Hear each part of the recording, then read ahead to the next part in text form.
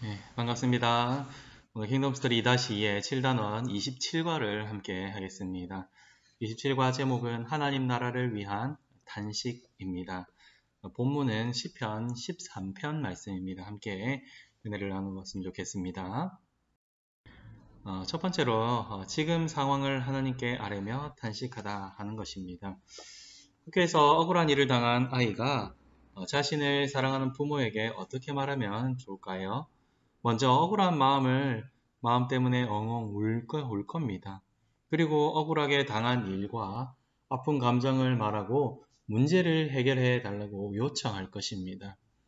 하나님 나라 백성의 탄식도 이와 같습니다. 백성의 탄식은 하나님께 올리는 억울함과 고통에 대한 묘사와 호소입니다. 하나님 나라를 구하는 기도의 좋은 모델은 다윗입니다. 시편 13편을 기록할 때에 다윗은 질병이나 사울에게 쫓기는 고통에 시달렸던 것 같습니다. 다윗의 원수들은 그 모습을 보면서 그가 망할 것이다 라고 장담했던 것 같습니다. 이때 다윗은 하나님께 어느 때까지니까 하면서 1절과 2절에 4번이나 이 말을 연발하면서 하나님과 자신 그리고 원수에 대한 고통을 아뢰면서 탄식하고 있습니다. 이렇게 연속된 탄식은 다윗의 고통과 절박한 상황을 잘 전달합니다. 하나님에 대한 탄식이 1절에 등장하고 있는데요. 다윗은 자신을 버리신 것과 같은 하나님을 여호와여 하며 부릅니다. 하나님 나라를 위한 고난이 길어짐에도 아무런 응답이 없으셔서 마치 자신을 잊고 자신을 외면하는 것 같은 하나님에 대한 속상한 마음을 가감없이 토로하고 있습니다. 그러나 뒤집어 보면 이 탄식은 하나님만이 이 고난을 해결하시고 아시고 해결하실 수 있다는 그러한 믿음의 표현이기도 합니다. 육신의 아픔과 원수들의 공격으로 인해서 겪는 고통을 영혼의 번민과 마음의 근심으로 표현하고 있습니다. 다윗은 하나님 앞에 낱낱이 아뢰고 있습니다. 누군가는 높으신 하나님께 사사로운 감정을 쏟아낼 수 있는가 하며 생각할 것입니다. 그러나 다윗이 한 것처럼 우리의 아픔과 억울함, 고통을 하나님께 쏟아낼 수 있습니다. 주님도 십자가 위에서 겪으신 고통을 아버지 하나님께 쏟아내며 탄식하셨습니다. 2절 후반부에도 다윗의 고난을 보고 기뻐하며 자신들이 이겼다고 우쭐대는 원수들에 대한 고발입니다. 누군가는 또 치사하게 어떻게 하나님께 고자질할 수 있는가 하며 생각할 것입니다. 그러나 하나님 나라를 위하여 당하는 의인의 고난을 기뻐하는 사탄의 세력이나 악인들의 교만과 죄악을 하나님께 낱낱이 고해야 합니다. 왜냐하면 하나님 나라 왕만이 이 죄악을 시정할 수 있기 때문입니다. 두 번째로 지금 상황을 고쳐주시기를 간구합니다.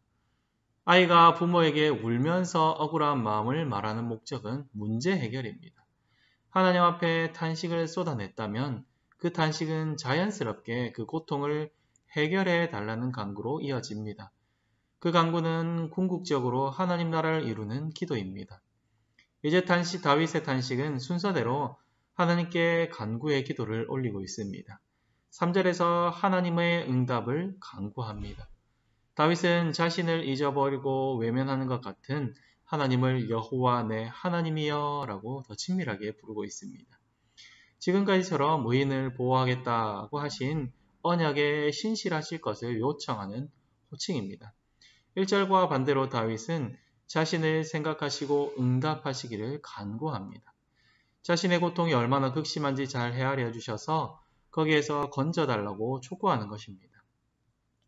하나님의 응답이 모든 문제 해결의 출발점입니다.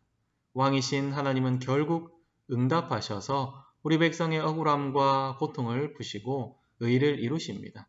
3절 후반부에는 2절의 탄식에 상응하여서 지금 다윗이 당하는 고통에서 회복시켜달라는 간구입니다. 나의 눈을 밝히소서라는 간구는 몸을 대표하는 눈의 회복, 다시 말해서 몸의 치료와 회복을 구하는 기도입니다. 여기에는 마음의 회복도 포함이 됩니다. 회복시키셔서 사망의 잠을 자지 않게 해달라고 합니다. 죽음의 질병이나 죽을 만큼 힘든 상황에서 회복시켜달라는 절박한 기도입니다. 4절의 간구는 2절에 나오는 탄식에 대한 간구로서 원수들이 다윗을 이겼다고 자랑하지 못하게 해달라는 것입니다. 원수들이 다윗이 하나님께 저주받아 고통당하다가 죽을 것이라며 기뻐합니다. 다윗은 그런 원수들이 헛된 기대가 이루어지지 않게 해달라고 기도합니다. 이는 단순한 복수의 기도가 아니고 하나님 나라를 위한 기도입니다. 왜냐하면 의인이 고통 속에서 죽으면 의인을 핍박하던 악인들은 자신들의 악을 정당화하고 더 거리낌 없이 죄를 지을 것이기 때문입니다. 다윗이 한 이 모든 기도는 하나님 나라와 그의 의가 이루어지기를 구하는 것입니다. 세 번째로 응답을 신뢰하며 찬양을 맹세합니다. 자녀가 확신 없이 쭈뼛거리면서 문제 해결을 요청하면 부모로서는 속상합니다. 우리 백성의 기도도 하나님만이 하나님 나라와 의를 이루실 것을 확신하는 그런 확신 속에서 드려져야 합니다. 더 나아가서 기도 응답을 받고 의로우신 하나님을 찬양할 날을 내다보면서 기도를 드려야 합니다. 5절은 현재 상황과 반대되는 나의 확신을 강조하고 있습니다. 다윗은 지금 자신이 탄식하고 간구하고 있는 대상이 사랑의 하나님임을 고백하며 하나님께서 고통에서 자신을 구원해 주실 것을 확신하고 있습니다. 다윗이 고백하는 하나님의 사랑은 지금까지 하나님께서 하나님 나라 왕으로서 자신과 이스라엘에게 신실하게 보여주신 무한한 은혜와 사랑입니다. 자격 없는 다윗과 이스라엘을 일으키시고 회복시켜서 의로운 백성으로 만들어 오신 자비입니다. 이 무한한 사랑에 기대어서 다윗은 지금 고난에서도 능히 하나님이 건져주실 것을 확신합니다. 원수들이 기뻐하지 못하도록 하나님이 자신을 고통에서 구원하셔서 기뻐하게 하실 것을 확신합니다. 번민과 근심으로 가득했던 마음이 기쁨으로 가득하게 될 확신입니다. 6절에서 다윗은 한 걸음 더 나아가서 구원받은 후에 하나님께 찬양을 드리겠다 맹세까지 합니다. 하나님께서 지금 올려드리는 간구에 응답하시고 공경에서 구해주시는 은덕을 베푸실 것이 분명하기 때문에 그 은덕을 찬양하겠다는 맹세입니다. 실제로 그 기도 응답을 받은 백성은 성소에 모인 회중들 앞에서 감사제를 드리며 하나님께 찬양을 드렸습니다. 다윗은 지금 고난 아래 탄식하면서도 하나님께 찬양을 드릴 그날을 바라보고 있습니다. 우리 백성이 고난 가운데서도 의지할 것은 결코 의인의 삶을 헛되지 않게 할 하나님의 사랑과 전능하심입니다. 다윗처럼 또한 십자가 위에서 자신의 생명을 하나님께 맡기셨던 주님처럼 우리도 고난 속에서 사랑과 구원의 주님을 믿고 찬양할 수 있어야 합니다. 왜냐하면 죽음에서 살아나신 주님이 회복과 승리, 구원을 보증하시기 때문입니다. 그러므로 마침내 승리할 우리의 마지막 말은 구원하심이 보좌에 앉으신 하나님과 어린 양에게 있도다라는 찬양입니다. 정리를 한번 해보겠습니다. 27과 정리입니다. 하나님 나라 기도는 지금 불의하고 고통스러운 상황을 하나님께 아뢰는 것입니다. 두 번째로 하나님 나라 기도는 지금 상황을 고쳐서 하나님 나라를 이루시기를 구하는 것입니다. 세 번째로 하나님 나라 기도는 능히 응답하실 하나님을 신뢰하며 찬양할 날을 소망하는 것입니다. 26과 실천 및 27과 적용입니다. 조금 이제 지나기는 했지만 26과 실천을 잘 했는지 한번 살펴보시기를 바랍니다. 그리고 27과 적용을 다음과 같이 해보면 좋을 것 같은데요. 무고한 고난이 길어지는데도 하나님이 가만히 계시는 것 같은 때가 있었습니까? 그럴 때 어떤 기분이었습니까? 지금 하나님 앞에 쏟아내야 할 고통은 어떤 것들입니까?